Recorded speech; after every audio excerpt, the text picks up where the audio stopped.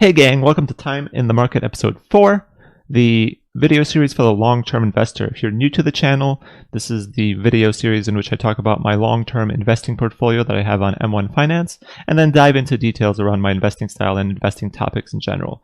Today I got two things to talk about. We're going to give you a quick portfolio update.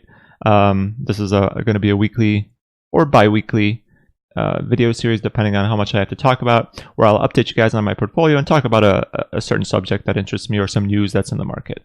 So I talked about the Dividend Aristocrats portfolio last week. This week, what I plan to do is focus on my other portfolio in M1 Finance. This one is more focused on growth, industry, bets, versus this portfolio, which is more focused on stocks that are pretty much established and have been around for quite a while. If you're not familiar with Dividend Aristocrats and this portfolio in general, give episode 3 a watch. I went into it in detail there, so I won't repeat myself here. It's a pretty good video if you want to check it out. I'll link it below, but you can also probably just click on my name and find it through there. So now going back to a quick portfolio update before we talk about my other portfolio, the Dividend Aristocrats portfolio, up a little bit this week, not a big change. From a gain perspective, we did go up a bit because there were some contributions in here. We're starting the week at about 9,088. We're ending this week we're about 9,365. You know, the market's still open right now, so fluctuations are happening. If I reload this, it'll be different. It didn't change. So most of these gains are from contributions that I made. I think I made like $250 in contributions, so we're up maybe slightly below $300. So slight gains here and there. As you can see here, there's an upcoming trade happening. If we go to the activity tab, you can kind of see what's happened since December 6th.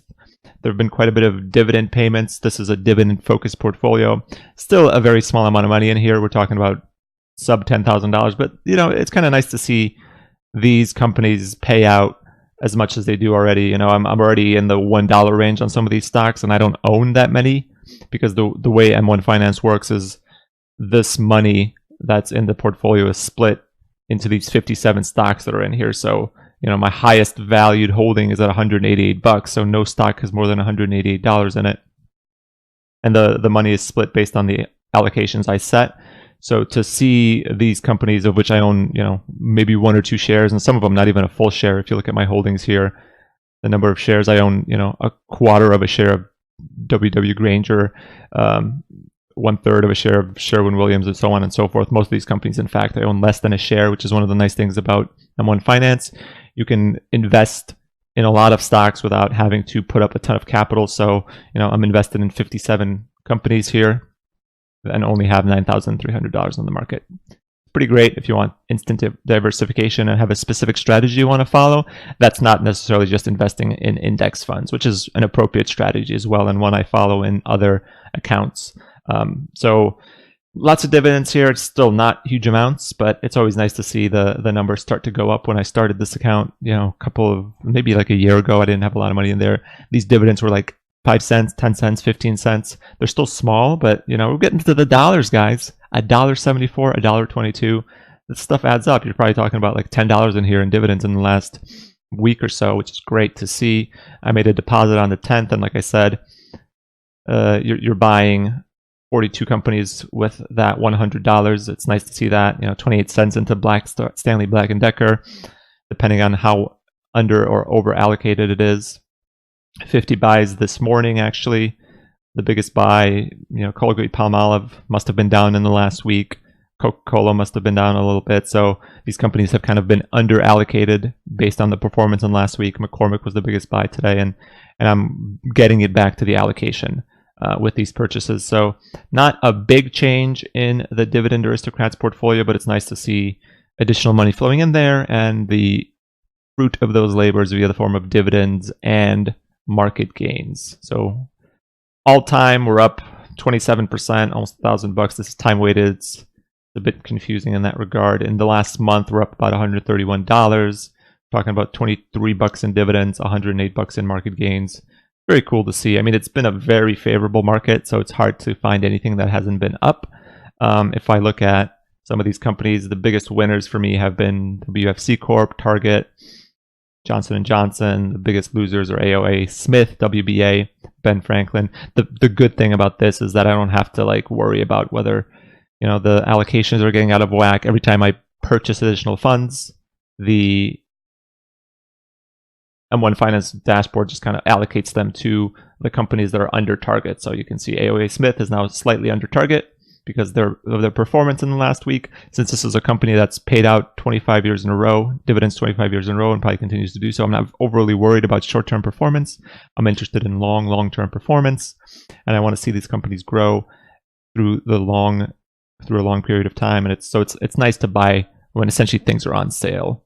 So every week I can kind of throw in $100 and it'll allocate it based on where those companies are in reference to their target allocation. So that's it for the Aristocrats portfolio. We'll move on to the industry investments portfolio. And this is the portfolio I'm going to focus on today. This is a portfolio that is my way of investing in industries that I think are going to be important or have good returns in the future. And I'll talk more in detail as to what those industries are. But first, let's talk about the performance in the last week. So this one's done a bit better than the Dividend Aristocrats portfolio. Again, short period of time. That's certainly going to be the case in short periods of time, as this portfolio is focused more on growth stocks and has higher valuation and also more volatility. So when the market does well, as it did in the past week, this portfolio will do better than the Aristocrats portfolio, probably, in theory, not always, obviously. Market dynamics are hard to predict, but when the market does poorly, this portfolio will also go in the wrong direction quite a bit more often, because the group of stocks that this contains, they're more volatile than the ones that are in the Dividend Aristocrats portfolio. If you watch the video on the Dividend Aristocrats portfolio, I kind of talked about how while that portfolio has some volatility, it's generally less than the average volatility of the market. Well, this is the opposite of that. This volatility is going to be higher than the average volatility of the market, because a lot of these companies are growth companies. They're aggressively priced companies, and if things don't work out the way the market hopes with some of these companies, the movements can be pretty big. So there's a lot of companies here that can go up really quickly, but they can also fall down really quickly. So that's kind of the idea behind this portfolio. It doesn't necessarily entirely focus on growth stocks, but a lot of these industries that it focuses on are growth industries that are sometimes and currently in favor in the market, meaning they are priced a bit higher than the average from time to time. And I'll dive into the details on that in a second. But first, let's look at the performance. Like I said, up about 1%. Activity-wise, I tossed a bit of money here. 40 buys on December 11th, $104. So that was the $100 I contributed, plus $4 in dividends that were accrued since the last time. A couple more dividends paid out since then. Microsoft is $1 here. This is a less dividend-focused portfolio. It's more growth-focused, so you don't see a ton of dividends being thrown off here.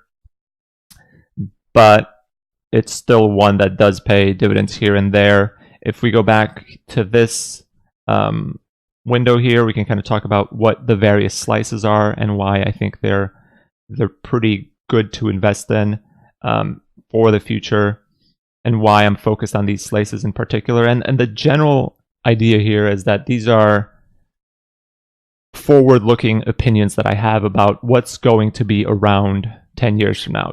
Is AI technology, is cloud technology, are health-related improvements going to be a big market factor in the next 10 years, next 20 years? I think they are.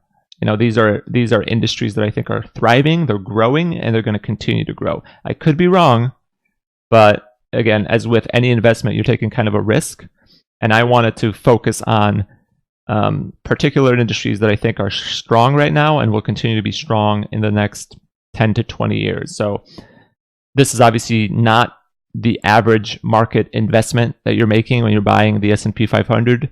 I'm essentially saying that, hey, there's a ton of different industries or industry types within the S&P 500. I mean, there's like 11 specific industries that are in the S&P 500 as defined by the S&P 500, but there's a ton of industry types, a ton of business focuses in the S&P 500 that I'm sort of ignoring and I'm focusing on these particular ones. So obviously I'm making a bet that these industries are going to do better than the average marketplace, right? And these are technology, financial technology, and this is more internet-based financial technology, not banks in general. Aerospace technology, so this is, imagining the world 20 years from now and saying which companies, if we go to Mars, if we go to the moon, which companies are going to be involved in that. And right now, which companies are dealing with the military complex, which companies are dealing with airplanes, which companies are dealing with aeronautical things, and then GPS and things like that. E-commerce is a simple one. Amazon has changed the way we shop. There's other companies out there that are doing the same thing. Entertainment is a big focus, especially with all the streaming services and things like that. Sin stocks, I'm not necessarily saying they're going to be an amazing growth industries, but these are tried and true stocks that have essentially done well through good and bad times. They are always going to be around. These are addictive companies that are essentially going to do well, whether the economy is thriving or if it's doing poorly, because it's hard to stop. These are things like coffee, cigarettes, alcohol, and then the smaller bets on pets and animals. People love their dogs, people love their cats. I have a dog and a rabbit, love them. I noticed that when I go to the vet, it costs a lot. The medicine I get seem to be coming from a couple of companies. I look at the medication that the vet gives me for $80, and it says, hey, Zotis is making it. Maybe I should invest in Zotis. Maybe that's a good investment. So far, it's paid off, right? And I think in the future, as more and more people kind of get into the world of pet ownership, and I think it's a big thing. There's certainly a lot of people out there who have pets right now, but there's a lot of opportunity for growth in those areas as well, because not a lot of people are using premium food. Not a lot of people are using, there's developments in pet healthcare that are happening every day, just as there are with human healthcare. And then the last couple of things, you got autonomous vehicles. This is kind of a bet on the future of driving. This is a long ways out, but it's certainly starting in one way or another. And then another small bet on sports teams. This is a bet on the value of trophy assets. There's basketball teams that are selling for $4 billion right now, and you can invest in that in a way from time to time. And historically, these assets have returned very well, and I have returned very good returns rather, and I don't see that changing anytime soon. So if you kind of go through these areas and look at some of these portfolios, you can kind of get an idea of what I'm trying to achieve with this investment strategies. And I'll go into that right now, but first let's do a quick update of the portfolio. Since last week, we're up about $460. We hit the 21,000 mark, which is cool. When I started this video series, I was at 19.4. Now I'm at 21,000. It's been 2, 3, 4 weeks, a couple of weeks basically. So it's good to see that growth. It's a combination of a nice growing market, one of the best bull markets we've seen in ever, and additional contributions that I try to make every week, but don't necessarily always hit that. So up $460. Forward income, or the dividends that are being paid out, mostly from my Dividend Aristocrat portfolio, $326 a year, which is up $8 over last week. And again, some of these companies are going to grow their dividends year over year, so that's always going to be growing as I put more money into the portfolio, and as the companies that I own raise their dividends and share more of their profits with the investors that hold their stock. So cool to see that. Hope to see that growing. Next milestone, I guess, is 50 grand. 25,000, 50 grand, 100,000. Hopefully a couple of years from now we're there. But it takes some time. As with anything, investing is a long-term game. It seems slow at first, but as the power of compound growth gets going, you'll really start to see that growth tick up after a couple of years. But it takes a while to get there. So good update there. That's it for the update. Now I'll kind of focus on the industry bets portfolio. And this is more of a growth portfolio, like I mentioned. When I talked about the portfolio last week, the Dividend Aristocrats portfolio, these are companies that aren't necessarily growing at a rapid pace. Some of them are, but on average, they're more of what you think of when you say value stocks, right? These are companies that are making good money already. They're mature companies. They are growing, but not at a massive clip. And instead of reinvesting those profits, they are paying a good portion of them out in the form of dividends to the investors. And every year they raise those dividends as they raise those profits. So some of those companies grow their earnings at a 2%, 3%, 4% clip. Not huge. The general market, some of them are higher, right? So on average, it's probably in line with the marketplace when we're talking about 6 to 7 to 8% earnings growth. And, you're talking about a similar dividend growth rate on some of those stocks because they're passing on a lot of that earnings in the form of dividends to the investors versus reinvesting that money into growth. And on the opposite side, you have stocks like the ones that I focus on here, where these are companies that are growing at a rapid pace. And not only are they growing at a rapid pace, they are in a business model that allows them to keep more of their profits in the form of margin versus some of those other old school companies. And because they're able to do that, they're able to even accelerate their growth because the compounding effect of money reinvested is so much higher when you're keeping half of it versus when you're keeping 5% of it, right? So there are industries in the world where your profit margins, the amount of profit you make on each dollar earned, is small, right? You're talking about, let's say, car companies, Ford or something like that. For every $100 they earn, they may have $4 left over as profit. Insurance companies are sometimes like that too because they have to pay out things as claims. So you earn $100, you keep $4 in profit. With that $4, that's what you use to grow or pay dividends, right? And that's kind of what is happening in a good portion of companies. So what's happened in recent years as the internet has become more prevalent is companies have begun to rise up that have a business model that's much less cost intensive, right? When you've got a car company, when you're making cars, you've got all these factories and all these workers that you have to hire, and that costs money, right? It doesn't take a genius to understand that if you're charging $100 for a car, it probably costs quite a bit to make that car. So $95 of that might be all of the administrative expenses, the things that go into making the car, et cetera, all the cost of goods associated with the company and running the company and the salaries, et cetera. So you don't have a lot left over. But with the advent of the internet, certain companies exist where their margins are much, much higher than that. Right? You can have a company that earns $100 and they can keep half of that as profit, 40% of that as profit, 30% of that as profit. Because one, they can charge a premium price for their product for one reason or another. They're unique. It's a unique product. It's cool. It's got a lot of technology that can't be replicated anywhere else. But also their costs are much lower, right? Because potentially they have no cost of goods except like sales, right? If you're doing something like let's use Microsoft as an example. Obviously, there's a lot of time and R&D spent into developing a product like Microsoft Excel. But once it's developed, and clearly there's updates that need to be made and people that need to be hired to manage it and stuff like that.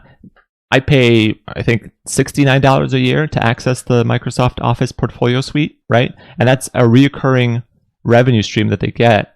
And their expense on this is probably relatively low, right? Because they don't have to create the Excel product every time I buy one, right? They have to create a car every time I buy one. This thing kind of exists. They just give me a license to it. They send it to me over the internet. I download it and I pay them $69 every year, right? And companies like that are great investments because they keep so much more of their money and they can reinvest that money into other things, right? And that's why these companies are interesting to me. And a lot of these companies fit that mold where it's, companies that are growing and their operating margin is much higher than the market average. So this is kind of what I went over before, the breakdown of what I'm talking about here, but I really want to dive into some of these stocks because not all of them fit that mold. Like I said before, some of these sin stocks they're not necessarily growing. They're just high operating margin companies that I like.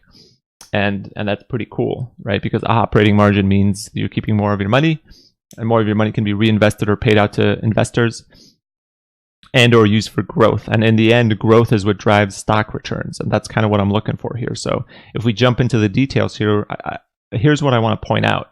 These are my holdings. It's about, how many stocks are we talking about here? 86 stocks. But here's how this portfolio compares against the S&P 500 and some of the factors that I talked about. So these companies, the S&P 500 has grown in the last 5 years. The S&P 500 has grown earnings 5 or so years. The S&P 500 has grown earnings at a clip of about 7.4%. So that's pretty good, right? And the market assigns that a forward P of $19. These companies that are in this portfolio have almost tripled that. They've grown their earnings at 23.6% a year, and that's just impressively good.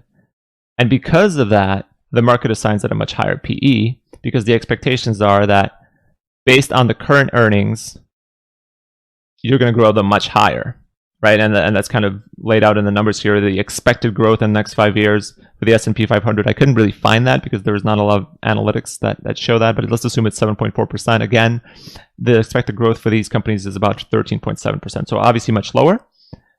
As companies mature, they tend to slow down, but it's still much higher than the S&P 500. So what that means is that you're paying a premium price for some of these stocks, right? Because the expectations are that these stocks are growing faster, and they're going to be a better investment in the long run as earnings materialize. Now, there's obviously risks involved in that.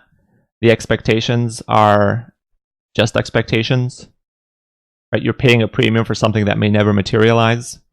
And that's one of the risks in investing in a portfolio like this. Most of the time when you're talking about growth stocks, the stock market assigns growth stocks quite a premium based on current earnings because of the expectations of growth. So if you have a $100 stock that's currently earning $2, that's or $3, right? Or in this case, 26p. If you have a $100 stock, it's currently earning $3.75 per share, whereas the stock market currently earns $5.24 per share, right? So you're getting more today when you buy the stock market versus when you buy a portfolio such as this one, which is more driven towards growth. But the expectation is that a couple of years from now, these numbers will kind of switch as earnings grow faster here. Next year grows at 14%, the earnings will be this own grows at 7.4%, the earnings will be this high, right? So the difference is 30% now. You're getting 30% more earnings year one by buying the S&P 500. Year two, you're only getting 25%. And because of the power of compounding, that number changes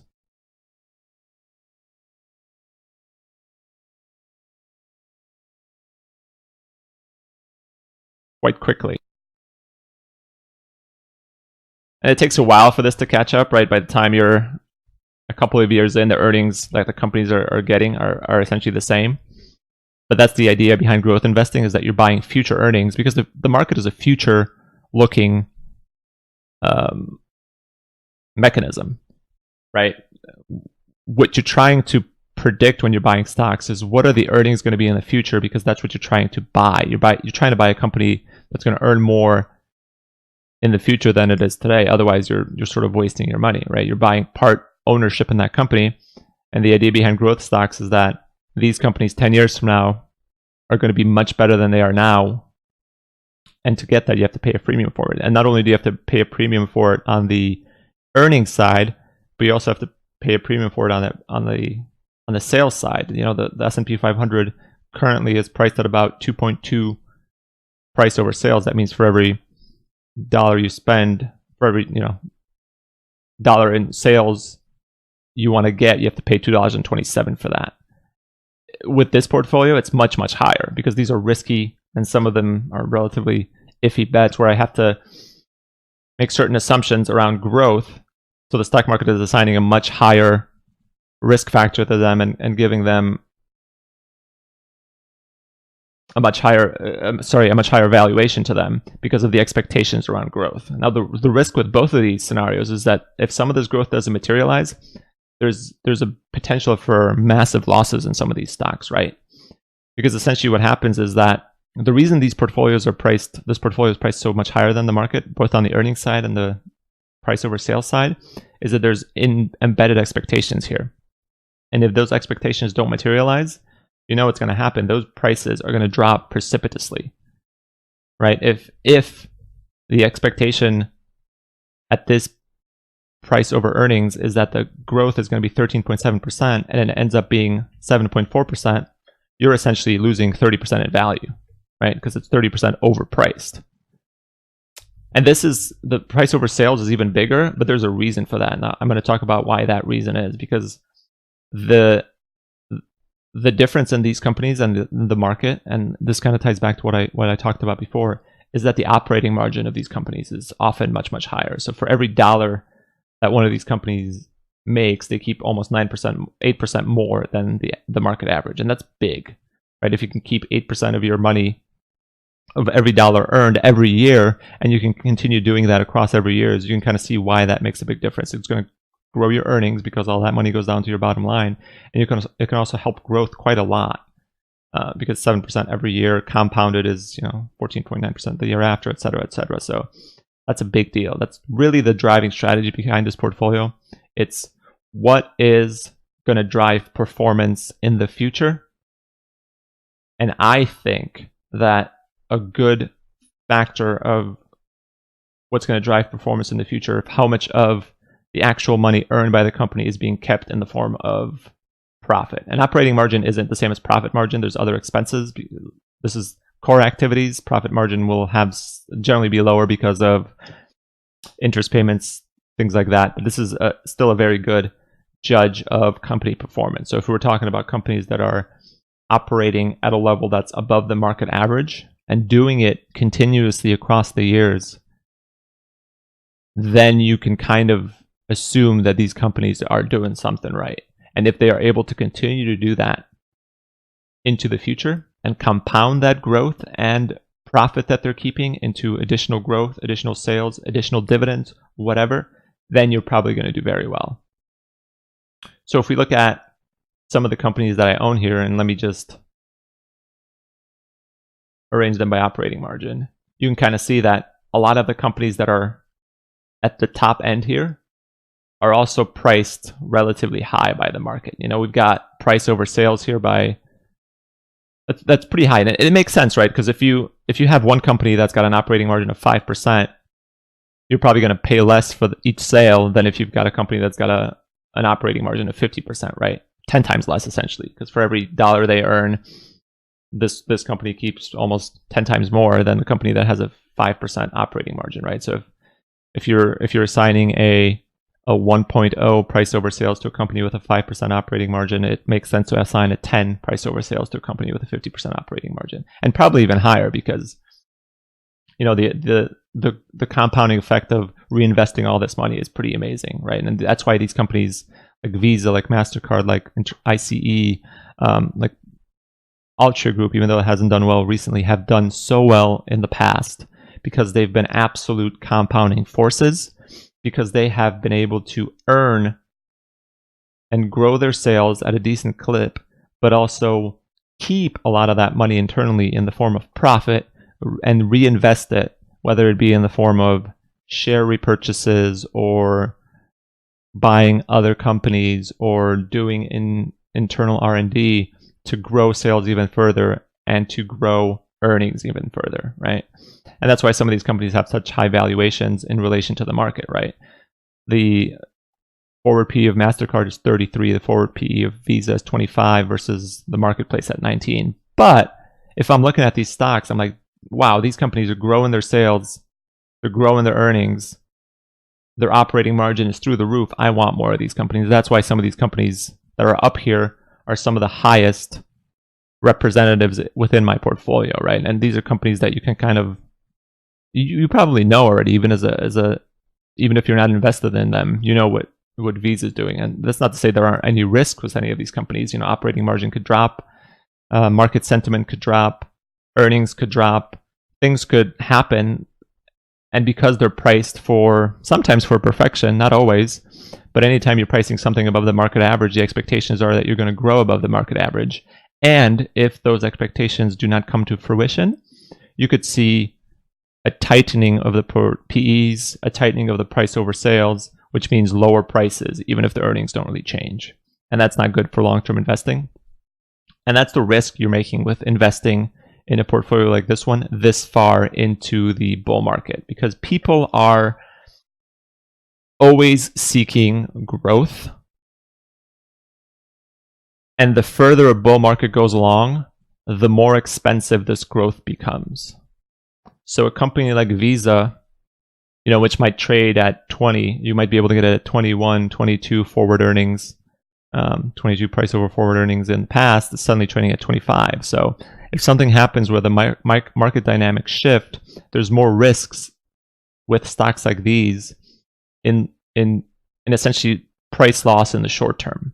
I think long term, these companies will still do well, but there's a ton of volatility when it comes to stocks like this because they are valued highly because of some of the things I talked about. Any company that's got an operating margin above the market average of 11% is going to be looked at the market and say, hey, these guys are doing something right. It's going to have more of a premium placed on them, and you essentially have to pay up for that quality. And that might be fine, but if that quality turns out to be incorrect, as with anything, right? Sometimes companies are judged unfairly on the back end where people think a company sucks and they give it a low premium to earnings.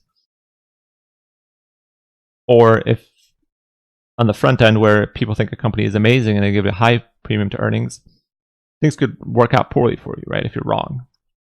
But from my perspective, I think this is a small percentage of my overall allocation. I do have most of my money in index funds, and I think this is a strategy that's very interesting in the very, very long term because it focuses on companies that are essentially high performance in the sense of business execution, not really in the sense of stock market pricing or performance, although they have been amazing.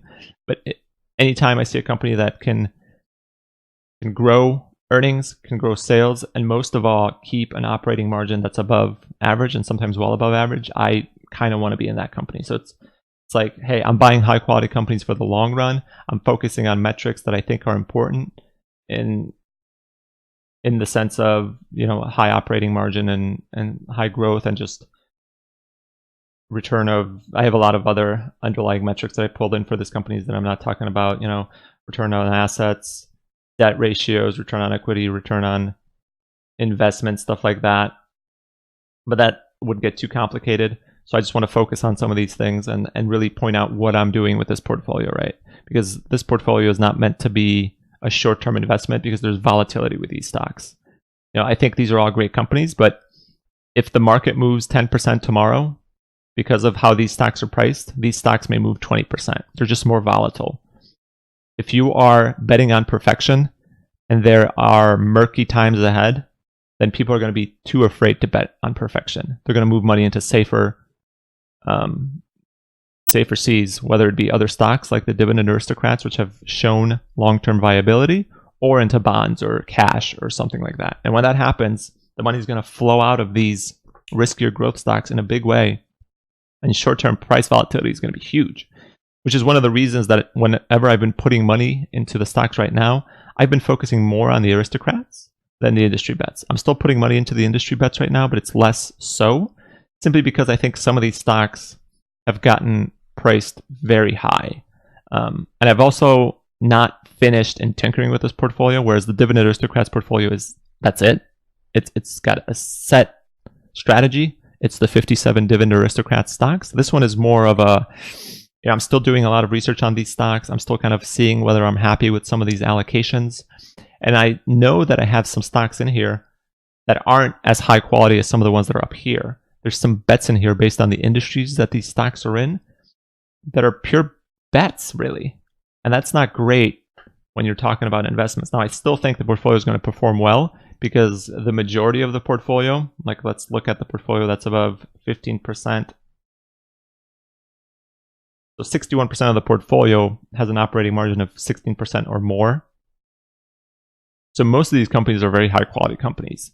And if you go further down, let's exclude that because Liberty Media is kind of a weird thing. And you just go to companies that are above the market average. 71% of these companies are above the market average. So that's pretty good, right? That's clearly the basis of the strategy.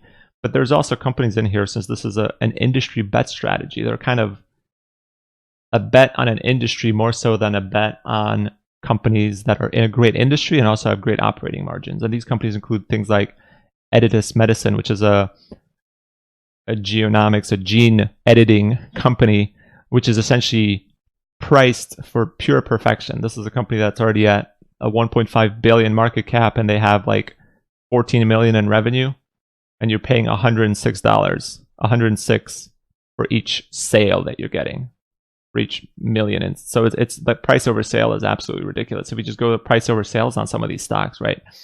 We've got Shopify, which is 1.25% of the portfolio, which is 30 to 1, right? If the market's at 2.2, this company is 15% higher than the market. Now, what are they doing that's so amazing that it deserves a price point that's 15% above the market? Yeah, they're growing their earnings by 50%. They're growing their sales by 84%, but it's still priced very, very aggressively. And if something happens with a company like Shopify, and these guys have returned something like 80% in the last year, if something happens with a company like Shopify where these growth metrics drop off, a company like this could drop 50% easily. You know, it could drop to a price over sales of 15. It could drop to a price over sales of 5. If Shopify, which when I put this sheet together is at $336, if 2 years from now I look at this company and things didn't go quite as well as the market hoped and it's at $50, I'd be like, yeah, okay, that's the risk I'm taking with a company like Shopify. And they're a great business. They're doing things that are amazing, and I think they're awesome. But there are very significant risks with companies like this that are priced either at a price over sales ratio or in forward PE of 200, 150, 60, whatever, anything above 20, and aren't even earning any money right now. So like Editas software is priced at 106 price over sales, and they're losing money hand over fist because they're a company that's basically in research and development at this point. They don't really have any products that are viable yet. So you're betting on gene editing being a big thing in the future, which it very well might be, but also that this company is one of the companies that sticks around. And if 5 years from now this company is at 0, I'd be like, yeah, makes sense. It was kind of a risky bet on an industry prospect that I think is going to be huge, and it didn't pan out. And you're kind of in the same boat with a couple of these companies here. Shopify, I mentioned. Okta is a cloud identity protection company that I think is a great company. But again, 30 price over sales, that's very, very aggressive on the market. The expectations are sky high with companies like this. The Trade Desk, similar thing, 18.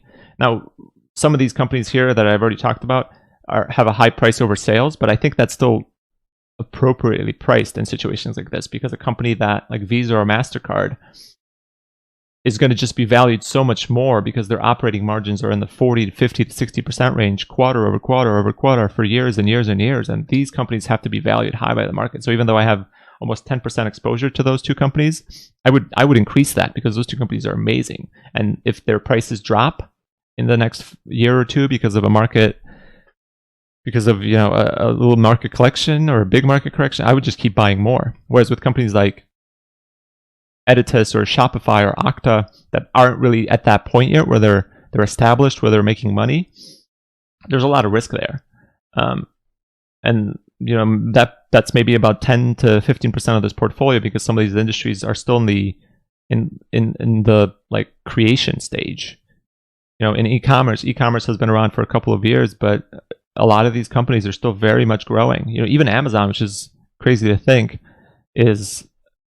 which is here somewhere. It's priced. Let me find Amazon here. 3.4, 3.2 price over sales with a forward PE of 66.5. They're growing, and that PE is kind of misleading because they're investing so much of their money. Even though this company is known by everybody worldwide, they're still very much growing. Like the e-commerce is still a budding industry. It still has so much growth potential, both in the United States and overseas. And Amazon is one of the forefront leaders in that. But there's also other companies that I want to be invested in. But the reality is that a lot of those companies right now are still essentially investing in growth and not making any money, and probably won't see any profits for a while. But because the market sees such opportunity in e-commerce, it's pricing it at a level that makes investors cautious. And it should make you cautious, right? Because like I said, Shopify is priced 30 price over sales. And that's 15 times above the market average. So if that opportunity that's there doesn't materialize, that stock could just plummet. And that's sort of the risk you're taking with an investment strategy like this. Now, stocks always have the opportunity to plummet, but with a focus on some of these growth stocks that I have in here, the opportunity is greater.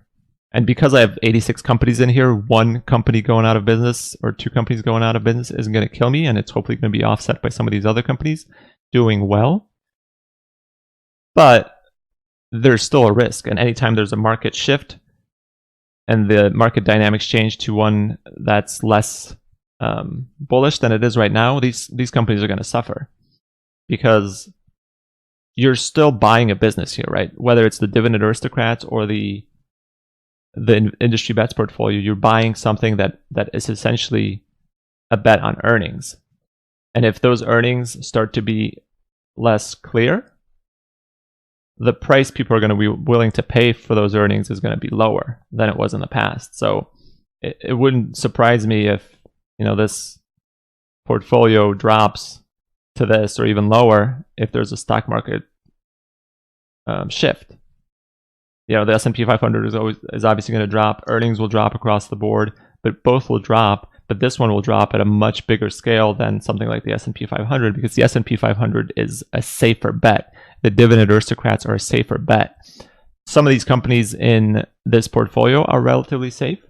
Nobody's going to say that a company like Visa is going to go out of business. Probably Adobe's probably not going to go out of business. Amazon's probably not going to go out of business. Boeing's not going to go out of business. Disney's not going to go out of business. But the good majority of these companies are high growth companies that are priced for that growth, and that growth has to materialize for these to be good investments. And in the past years, these have been good investments. You're saying, well, that's great and everything, but how has this done against the S&P 500?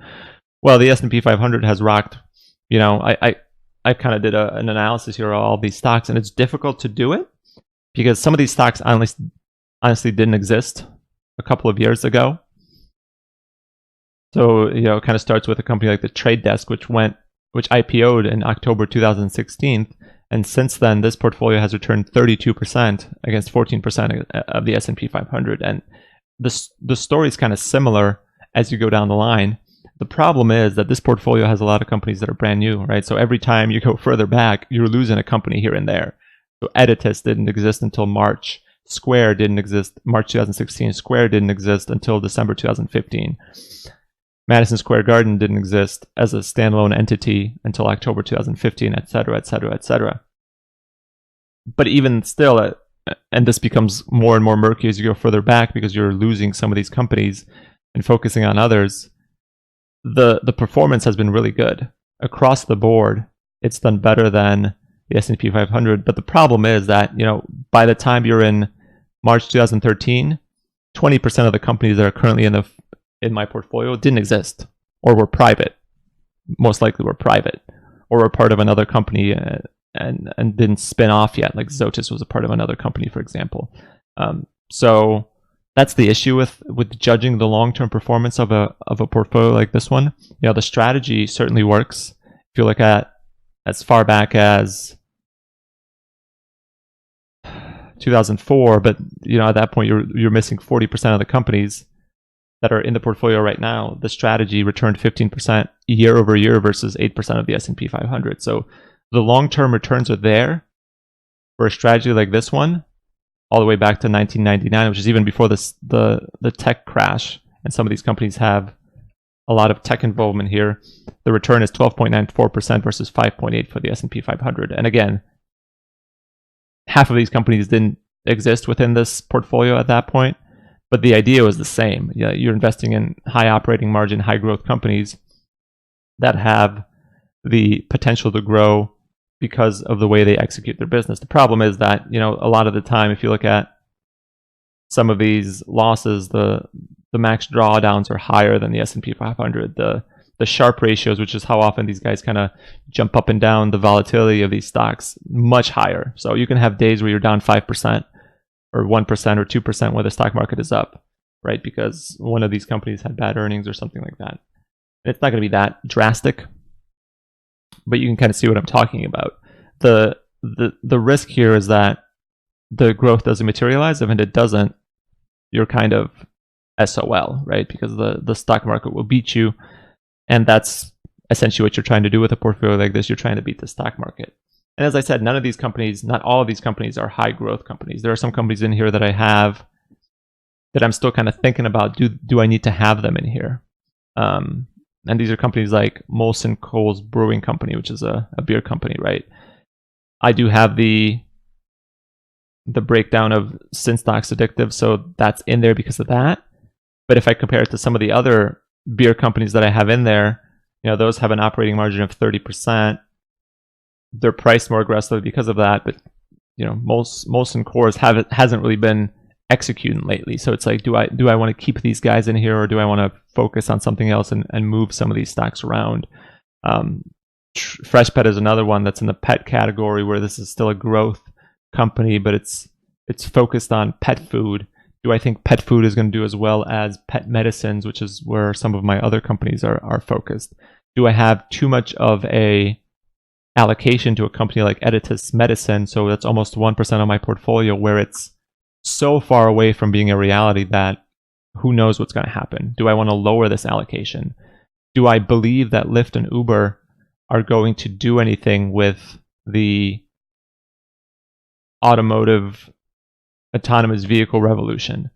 Do I want to have these guys in here? They've been total dogs for the portfolio. They're not making any money right now. The future is murky. They're priced somewhat high in relation to how much they're earning. Do I want to reallocate some of these? Am I too heavily allocated in Mercado Libre, which is the Amazon of South America, or an Amazon-like company of South America? But you can see it's priced so aggressively. Same thing with Shopify. Is this in a spot where it's priced so aggressively that I want to stop putting any additional money into it right now? Because I still like these companies a lot. Like, I love Shopify. I like Mercado Libre. I think Editas has a lot of potential in the future, but they're priced so ridiculously high right now that maybe I lower their target allocation within my M1 portfolio and shift it somewhere else into companies that are probably valued more fairly. There's probably a couple of companies in here that I might take out entirely. Like I mentioned, Molson Coors. I have General Motors in here, which is completely the opposite of what this portfolio is about, simply because of their cruise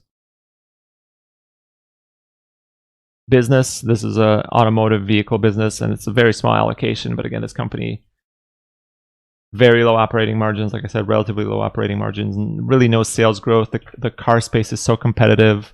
Do I want to do anything there?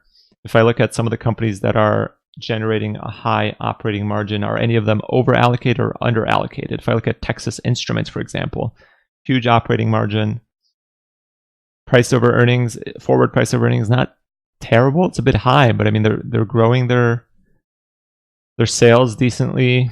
Earnings growth has been good. Potential for future earnings growth. Price over sales isn't terrible for the operating margins that they're generating. A bit high, but not terrible. So maybe, do I want to bump this up to be closer to some of these other ones that are in the 1% range? Altria is another one. Right now it's priced very fairly by the market. It's a great long-term compounder. There's certainly negative connotations right now when it comes to their investments in Juul, which has a lot of potential federal lawsuit type implications, similar with their investment in some of the Canadian marijuana companies that aren't really doing as well as people had hoped. But financially wise, and given their operating margins, they're priced very well in relation to some of these other ones on both a price over sales and a forward PE metric. Oracle kind of in the same spot, Anheuser-Busch and Ambev kind of in the same spot. But if you look at some of these other ones, Altria is priced well, but they're not growing really. Neither is Qualcomm, neither is Philip Morris. Whereas Facebook, which is priced a bit higher, is growing at a crazy clip. Some of these aren't growing, so maybe they're fine. Ambev and Bud are kind of owned co-entities because they're owned. Ambev is 60% owned by Bud, so I have more exposure there. So even those are small, I'm fine. Las Vegas Sands is relatively low, but again, these guys aren't growing. So my focus right now is to maximize sales growth and operating margin on some of these companies, and I think I'm doing that with this portfolio.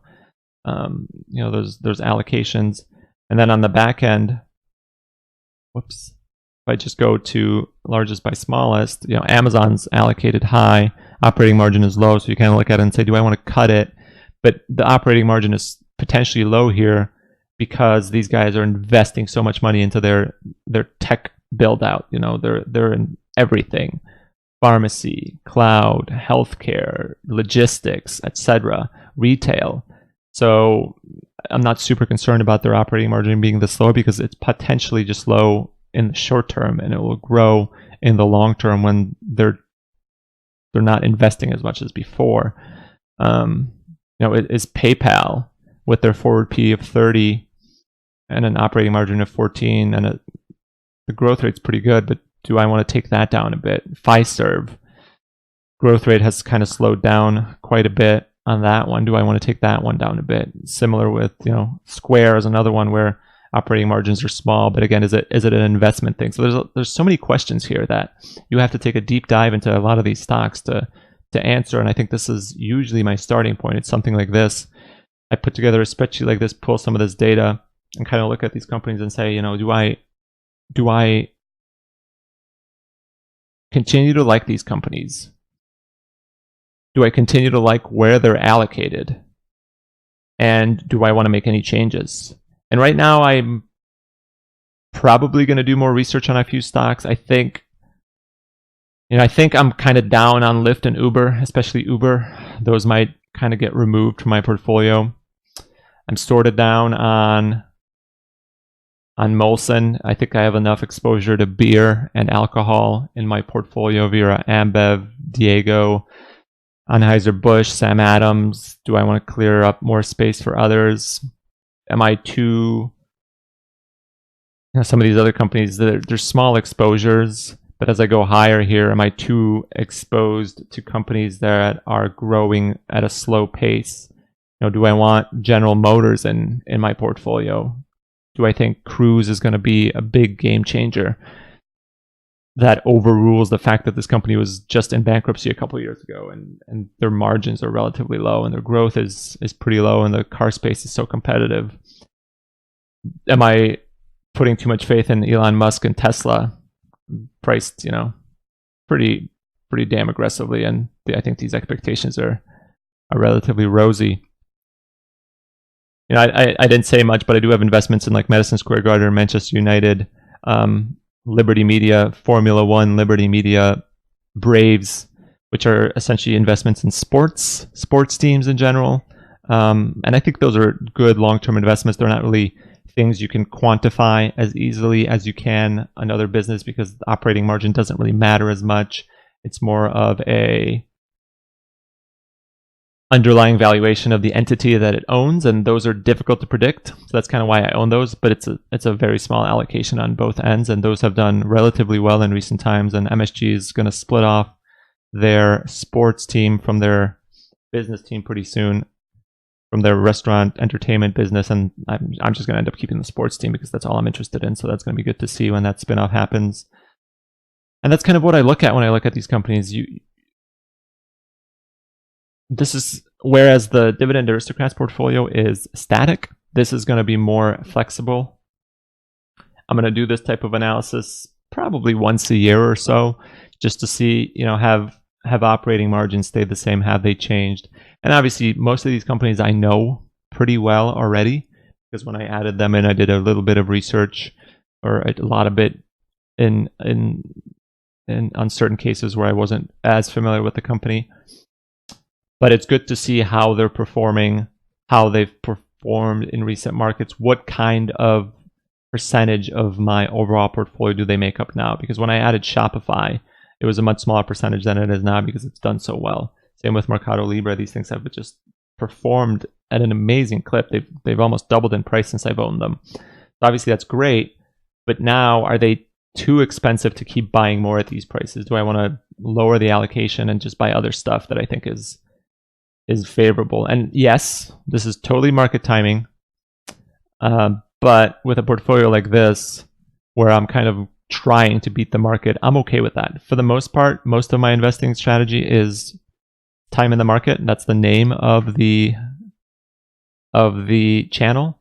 But this portfolio is a bit more flexible. At the end of the day, if you look at this portfolio 10 years from now, it's probably going to be 90% the same companies. But every time I do an analysis like this one, where I look at some of these companies, there may be, hey, this company is a bit more over-allocated than I'd like it to be based on current pricing dynamics. I'm not going to sell it, but I'm going to stop buying it for a while. And maybe one or two companies are just like, when I added this company, the thesis was a bit different than it is now. When I added Uber, it was kind of before, the IPO came out, and I was like, whatever, maybe there's something good going on here. But then you had all of those scandals that came with both Uber and Lyft, really, that kind of soured me on the company, and the treatment of their workers and all of the regulations that may come with that, and all of the countries that are saying, or the cities that are saying, hey, we don't really want Uber here. London revoking their license, et cetera, et cetera, et cetera. I think it's going to be a tough business. It's going to be a very competitive business. I don't know if it's going to be one that 10 years from now you're going to look back at and say, what a great investment at these prices. And maybe I'm wrong, right? But you have to make the decisions at the time where you think you make them. And right now, though, both of those don't really strike my fancy. General Motors doesn't really strike my fancy. Maybe a couple of, and I think maybe, what was the other one? Coors Brewing doesn't really strike my fancy. So those are really the four that I would say, hey, maybe I'll remove these. As far as lowering the allocation to kind of stop buying a few of these, I think these three guys are at the top of that list, because their price over sales is just so far out there. I have a hard time buying a lot more at these prices. I still love the companies, but since they've grown so much, they make up 3% of my portfolio at this point. Not a lot, so like even if all three were to go under, it wouldn't be a big deal, or just drop precipitously in price. But this one, Mercado Libre, with that operating margin, is a tough one. ServiceNow is another tough one.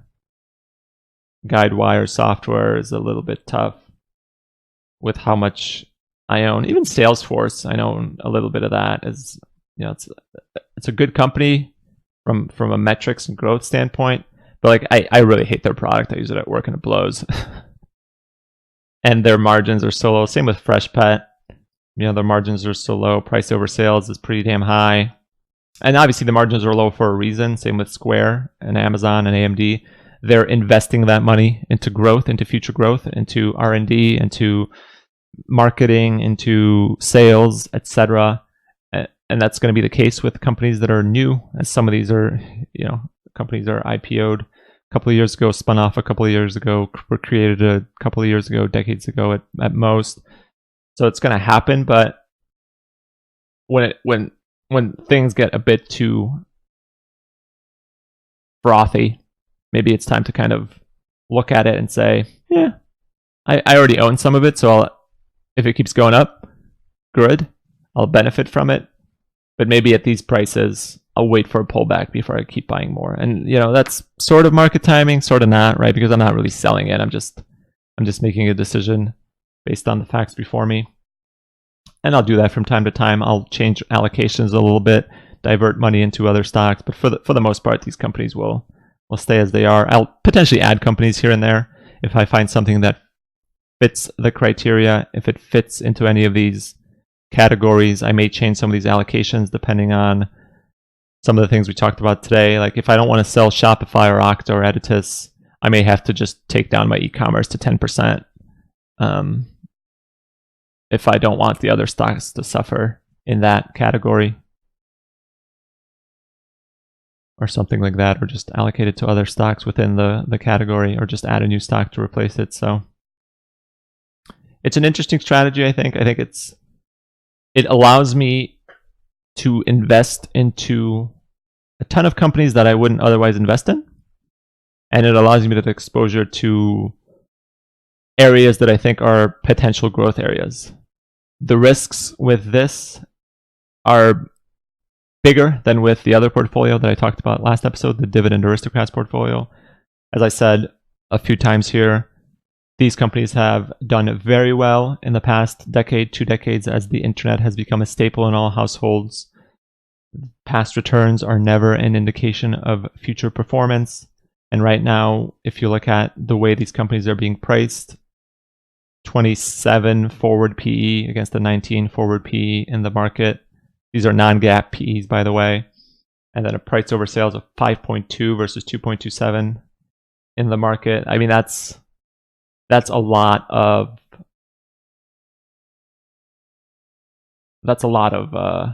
premium for that growth, that performance. And the higher that premium is, the less margin of error you have as a growth investor. So if I was buying today, this would not be my number one choice in investments. And that's kind of why I'm putting more of my new money into the Aristocrats. You can kind of see that starting in November, this went from 8,500 to 9,300, whereas over here, this went from 10.8 to 11.6. Still growing, but a lot of that is growth, less contributions, and I'm still contributing here. I'm not going to stop, but if before this was a 50-50 split, now this is more of a 70-30 split. If the market starts tanking, this is going to tank a lot faster than this. Maybe that'll come back to a 50-50 if I'm investing money, because I want to buy these companies for the long term, and I want to continue buying these companies for the long term. But at some point, the valuations kind of get stretched a bit too far, and you are taking on more risk than you would if the valuations were reasonable. Because if the assumptions around growth don't materialize, the potential losses on some of these stocks are high. And the higher the PEs go, the higher the price over sales go, the higher those potential losses go, right? Because I'd rather buy $1 of earnings for, if I have to pay $100 for $3.75 in earning, if this stock market drops 20%, and I can buy these stocks at 80 for the same earnings, I'm getting them at a much fairer deal. So I still think these companies are a buy. Most of these companies are a buy at today's prices. They're obviously less of a buy than they were a year ago. They're obviously less of a buy than they were 2 years ago. And they're going to get less and less of a buy as the stock market keeps going up, unless the earnings keep surprising and keep exceeding and the margins keep growing and things like that. And that's the long-term viability of this strategy, right? It's the assumption that these earnings are going to outperform the market, that the operating margins are going to be higher than the market, that the sales growth is going to be there, potentially at a level that's higher than the market. And because these companies have a much higher operating profit margin, and they can utilize more of those earnings in the form of profit to grow the business, to pay out dividends in the future, if they start to pay dividends, because right now most of these are in their growth phase. And in theory, if you buy at a reasonable price above the market, you should be able to beat the market in the long run. And the long run can be a couple of years. And I have a little illustration of what that means. If you're paying $26.64, which is the PE of this, for $100 in earnings right now, growing it at 13.7%, and then you are buying $19.06. You're paying $19.06 for $100 in S&P earnings, growing it at 7.4%. You're getting quite a bit more earnings at this growth rate in the long run than you are at this growth rate. 10 years from now, the future forward PE, you're paying 7.3 versus 9.3 for the S&P 500. So you're really betting on that growth rate being there for a long period of time. If it isn't, if this turns out to be 7, you're making a terrible deal, right? And that's obvious because you're paying more for the same amount of future earnings. Bad deal.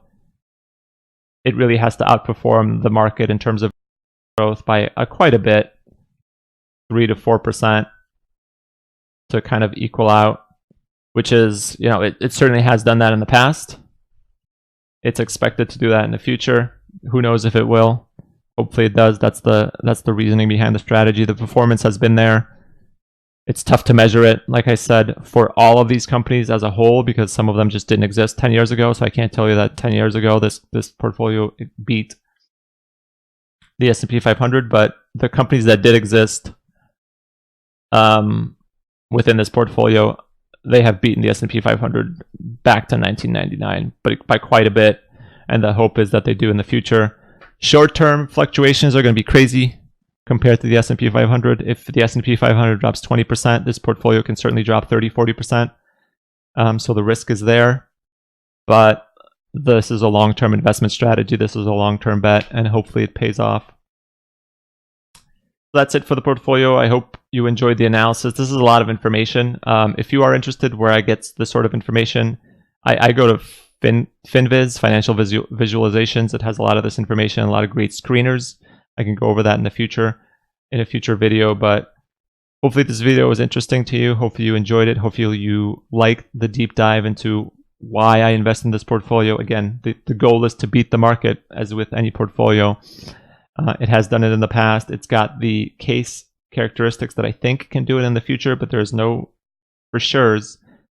And the risk with this portfolio is certainly higher because the pricing valuations right now are certainly